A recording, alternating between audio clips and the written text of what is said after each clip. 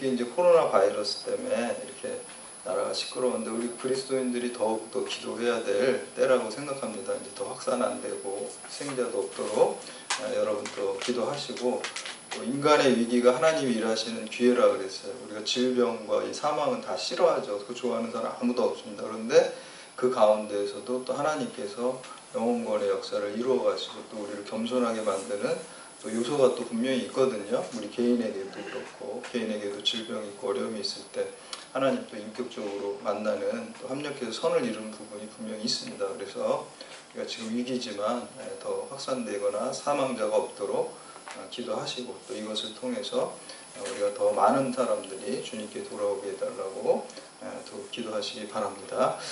두란노에서 예전에 나온 책 중에 예수를 전염시키는 사람들이라는 그 책이 있어요. 빌 하이벨스 목사님하고 여러 목사님이 쓰신 책입니다. 그래서 우리가 바이러스는 전염되면 안 되겠죠. 그렇지만 예수의 복음, 십자가 생명의 복음은 우리가 전염시킨다는 표현을 썼는데, 우리가 이렇게 전도하고 선교하는 사명을 잘 감당해야 되겠습니다. 오늘 우리가 함께 읽은 말씀은 사도 바울이 이제 구원의 원리, 이제 구원론에 관한 거예요. 좀 어렵고 딱딱한 부분인데, 제가 이 말씀을 이렇게 보면서 우리 대학에 수준 높은 신앙인들을 많이 보내주셨나 보다. 제가 이렇게 순차적으로 나가는데 좀 어려운 부분을 지금 딱 만난 거거든요, 사실. 근데 우리가 말씀에 보면은 사도 바울이 얘기한 것처럼 젖과 같은 것이 있고 밥과 같은 게 있고 또 고기와 같은 게 있다고 했어요. 그래서 고린도전서 3장 2절 말씀에 보면 사도 바울이 내가 너희를 젖으로 먹이고 밥으로 아니하였느니 이는 너희가 감당하지 못하였느냐. 초신자들한테 젖을 먹이고, 그리고 좀 더 성장하면 밥을 먹이고 또 고기도 먹이고, 이렇게 이제 단계적으로 먹이는 것들이 이렇게 젖만 먹어서는 안 되죠. 이렇게 커가면서 성장하기 위해서는 밥도 먹고 고기도 먹어야 되는데, 오늘 말씀은 좀 약간 어려워요. 젖은 아니에요. 좀 중급 고급 정도 돼서 어떤 밥이나 고기에 해당되는데, 우리가 이 말씀을 잘 또 새겨 듣고 또 힘있게 더 큰 일을 감당하시기를 주님의 이름으로 축복합니다. 구원의 원리가 첫 번째는 이 대표성의 원리입니다. 우리가 구원받을 수 있는 이유는 예수님께서 대표로 우리의 죄를 대속하셨기 때문에 우리가 그걸 믿어서, 우리가 죄를 감당한 게 아니죠. 예수님께서 대표자로서 그 일을 감당하셨기 때문에 그걸 믿고 붙들 때 우리도 다 같이 그 구원의 생명을 누리게 되는 대표성의 원리입니다. 우리가 처한 상황은 대부분 또 우리가 선택하지 않은 경우가 많이 있어요. 우리가 어떤 부모를 선택해서 태어난 사람도 없고 나라를 선택한 사람도 없죠. 그냥 이렇게 태어나니까 이런 부모를 만나고 이런 또 대한민국이라는 나라를 만나게 된 거죠. 그래서 그 어떤 철학자는 이걸 갖다가 뭐 존재 우연성이다, 뭐 이렇게 이제 사르트르 같은 사람 얘기를 하는데, 우리가 뭐 진리를 얘기할 때 뭐 대표적으로 네 가지를 얘기를 했어요. 할 수가 있거든요. 뭐 대응설, 진리 대응설이나 정합설, 그리고 실용설, 그리고 합의설이라는 게 있어요. 그래서 과학적인 진리도 사실은 객관적이지 않다 그러거든요. 우리 자연과학 잘 모르잖아요. 그래서 전문가들이 서로 합의한 거, 컨센서스한 게 그게 이제 과학적 진리다. 객관적이지 않다. 그게 또 바뀌잖아요. 과학적 진리도 뭐 절대 시공간에서 상대성 이론으로. 옛날에는 그게 절대적이라는데 이게 계속 바뀌는 거예요. 그러면 그 사람들이 동의한 거거든요. 근데 그런 입장에서 볼 때 여러분들 태어날 때 부모님이 너 태어날래 말래 이렇게 물어보지 않았잖아요. 그냥 컨센서스가 없이 그냥 우리가 태어나진 거잖아요. 예, 어떻게 보면 그 철학자 말 내던져진 존재라는 거죠. 우연적이다. 그래서 인생의 목적이 없다. 뭐 이렇게 얘기를 하는데, 기독교하고 정반대예요. 기독교는 내던져진 존재가 아닙니다. 여러분 한 사람 한 사람이 하나님이 섭리 가운데 계획 가운데 필연적으로 이곳에 오신 거예요. 불교 경찰대학에 오신 것도 그냥 우연히 어떻게 하다 보니까 내가 여기가 이렇게 더 좋겠다 해서 온 게 아니에요. 그 생각까지도 하나님이 인도하셔서 이곳에 오셨다는 거죠. 그래서 우리 기독교는 우연이 없습니다. 필연이 있습니다. 그 필연 가운데 우리가 하나님의 뜻을 잘 깨닫고 분별해서 거기에 순종할 때 구원의 역사와 하나님의 기적의 역사가 일어날 줄 믿으시기를 바랍니다. 그래서 이제 우리 원죄를 갖고 인간이 태어난 것도 마찬가지죠. 우리가 태어나 보니까 원죄가 있던 거예요. 우리가 선택한 것도 아닌데. 우리 12절 말씀 함께 봉독합니다. 시작.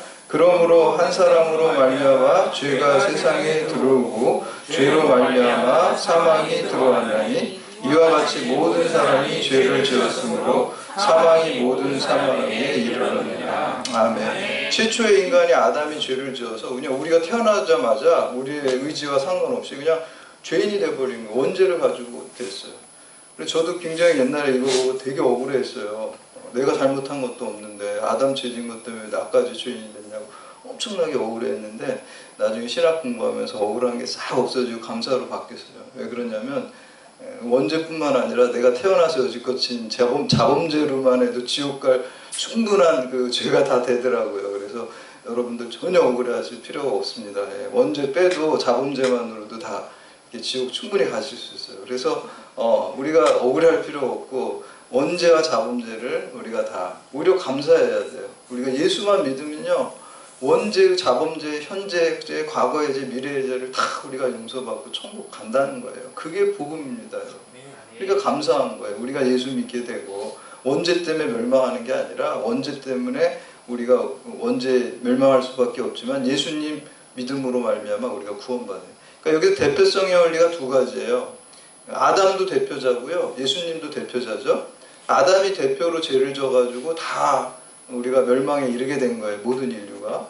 그리고 예수님이 대표로 죄를 대속해서 십자가에 죽으셔서 우리가 그걸 믿으면 다 구원받게 되는 거예요. 그래서 우리가 축구 경기 같은 거 이렇게 뭐 하고 특히 이제 한일전 같은 거 뜨겁잖아요. 하면은 한국이 이기면 뭐라 해요? 아 우리가 이겼다 그러잖아요.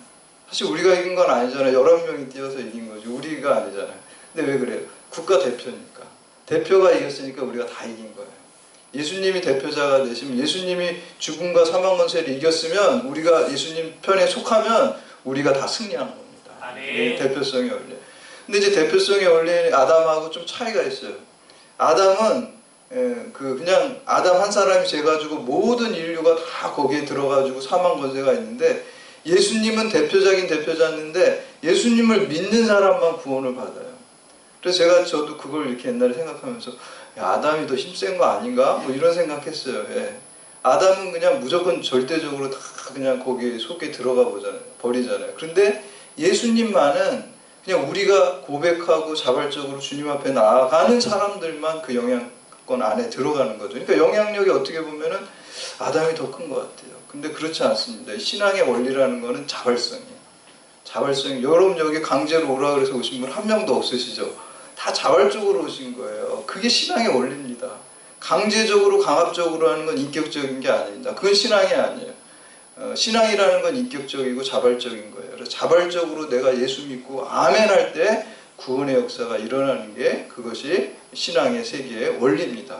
그렇기 때문에 아담은 그냥 아담의 대표성은 자동적으로 되는 거지만 예수님의 대표성은 우리가 인격적으로 자발적으로 예수님을 구주로 고백할 때 그 대표성의 원리가 작용하고 구원의 역사가 일어나는 것입니다. 그래서 구원의 원리는 이 대표성의 원리가 첫 번째 있다는 거고요. 두 번째는 순종의 원리가 구원의 원리에 있습니다. 우리가 구원받을 수 있었던 것은 예수님께서 하나님 아버지께 순종을 했기 때문에 예수님의 생애는 다 순종의 생애. 예수님이 이 땅에 오셔서 33년 사시는 거는 다 순종이에요. 인간의 육신의 몸을 입고 이 땅에 말구에 태어난 것도 하나님 아버지의 뜻에 순종한 거죠. 그리고 또 가난한 동네, 부자 동네 살고 싶죠. 갈릴리 제일 못 사는 빈민촌에 태어나서 사는 것도 하나님 뜻에 순종한 거예요. 그리고 최고의 순종은 뭡니까? 십자가입니다. 십자가. 그래서 순종을 거기서 할 때 구원의 역사가 일어난 거예요. 근데 여러분 순종이 어렵습니까? 불순종이 어렵습니까? 순종이 어렵죠. 불순종이 좀 쉬워 보이죠. 근데 사실은 불순종도 꼭 그렇게 쉬운 것만은 아니에요. 왜냐면 예를 들면 고3 학생한테 그 엄마가 공부해 좀 대학은 안 갈래 이렇게 자꾸 하잖아요. 그러면 공부 열심히 순종하는 학생도 있고 또 이제 불순종하는 학생도 있고 불순종하는 학생도 마음은 안 편해요. 나 어떻게 되나 그런 걱정이 여기에 있어요. 불순종도 그렇게 꼭 편한 건 아닙니다. 네, 순종이 조금 어렵습니다. 한 20-30% 더 어려운 것 같아요. 근데 순종하면 좋은 길이 열리는 거죠. 마찬가지입니다. 우리가 불순종 여러분 하나님 말씀 안 들으면 여러분 마음 편할 것 같아요. 여러분 이미 여기 예수님한테 이렇게 딱 견인이 한번 됐기 때문에 불순종하면 마음 불편합니다. 그게 축복입니다. 똑같이 죄를 져도 우리는 불편해요. 안 믿는 사람들은 마음 편하게 좀 죄를 지는데 우리는 불편한 거예요. 그 불편한 게 좋은 겁니다. 불순종하면 불편합니다. 그래서 우리가 그러나 좀 힘들지만 그래도 내가 결단하고 성령님 도와주세요 이렇게 기도하면서 보혜사 성령님 도움 청해가지고 나는 못하니까 주님 도와주세요 이렇게 해서 순종할 때 구원의 역사와 축복의 역사가 일어날 줄 믿으시기를 바랍니다.